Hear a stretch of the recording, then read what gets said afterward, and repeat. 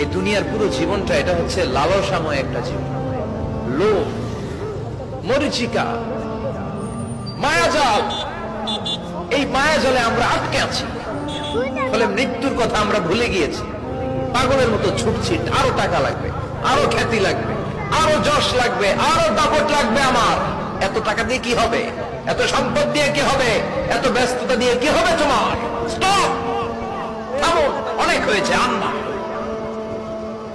থামো। Take a rest, take a breath, think about death, think that you have to go back to your Lord. একটু বসেন না, একটু ভাবেন যে আমাকে চলে যেতে হবে, চলে যেতে হবে। এই কোলাহল, এই ব্যস্ততা, এগুলো থাকবে, থাকবো না আমি। সাইয়েদনা ওমর ফারুক বলেছেন, মুতু ক্বাবলা আন তামুতু, মরার আগে একবার মরো।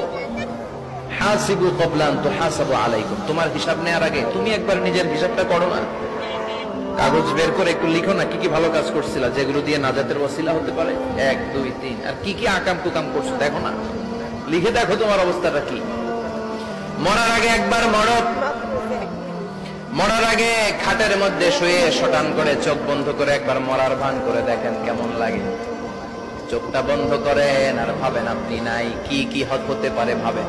আপনার ছেলে মেয়েরা কান্না জুড়ে দিবে, আপনার প্রাণের স্ত্রী বিলাপ শুরু করে দিবে, বন্ধু বান্ধবের চিৎকার আর মাতম, স্থানীয় এলাকার মসজিদে ঘোষণা, অমুক এলাকার নিবাসী, অমুক ভাই, অমুকের ছেলে অমুক দুনিয়ায় নাই। সব আত্মীয়রা চলে আসবে, ফেসবুকে স্ট্যাটাস দেয়া হবে, সবাই সবাইকে জানাবে বিকাল 4টায় অমুক হাই স্কুল ময়দানে আপনার জানাজা। ছুটে আসবে, সবাই ছুটে আসবে আপনাকে শেষ বিদায় দিতে, গুড বাই জানানোর জন্য, আল ওয়াদা, বিদায় জানাতে আসবে সবাই। 4 তাকবীর দিয়ে আপনার জানাজা হবে, অশ্রুসিক্ত জানাজায় আপনার বিদায় হবে। কাঠের খাটিয়ার মধ্যে করে কাঁধে তুলে আপনার কবরে নেওয়া হবে, আগে থেকে খুঁড়ে রাখা কবরটার মধ্যে আপনার বিছিয়ে দেয়া হবে, বাঁশের কচি দিয়ে তার উপরে মাটির চাপা দিয়ে সব চলে যাবে। ভাবেন না একবার চোখ বন্ধ করে, this is the circle of life, this is the nature of life. এটা সবার হবে, আমার হবে, আপনার হবে। এত মায়া, এত ভালোবাসা কই যাবে? কেউ থাকবে না, সবাই আপনার অন্ধকার কবরে রেখে দিয়ে চলে আসবে। উপরে বাঁশের কঞ্চি, তার উপরে মাটির চাপা, অন্ধকার আর অন্ধকার। এই অন্ধকার যেন শেষ হতে চায় না, শুধুই অন্ধকার, ঠিক কিনা? এজন্য আমাদের চলে যেতে হবে। দাদা গেল, চাচা গেল, মামা গেল, আমাদেরকেও যেতে হবে, জোরে কোন ঠিক কিনা? একদিন মাটির ভেতরে হবে ঘরে মন আমার, কেন বন্ধ দালান ঘর, প্রাণ পাখি উড়ে যাবে পিঞ্জর ছেড়ে,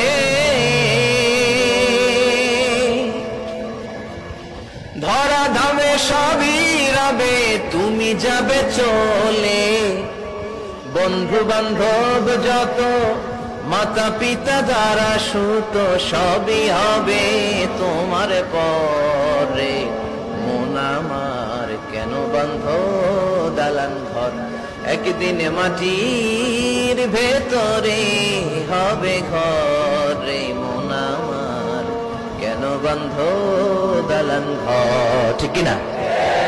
সব করে থাকবে, চলে যেতে হবে আমাদেরকে।